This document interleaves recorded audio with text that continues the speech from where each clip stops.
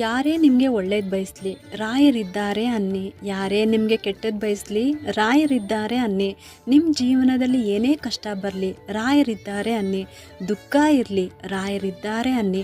ಯಾವಾಗಲೂ ರಾಯರಿದ್ದಾರೆ ಅನ್ನೋ ವಾಕ್ಯವನ್ನು ನಿಮ್ಮನ್ನು ಎಷ್ಟು ಬಲಪಡಿಸುತ್ತೆ ಅಂತ ಅಂದರೆ, ಎಷ್ಟೇ ನೋವಿದ್ರೂ ಕೂಡ ರಾಯರು ನಮ್ಮ ಜೊತೆ ಇದ್ದಾರೆ ಅನ್ನೋದನ್ನು ನೆನಪಿಸ್ತಿರ್ತಾರಂತೆ ಆ ವರ್ಡು ನಿಮಗೆ.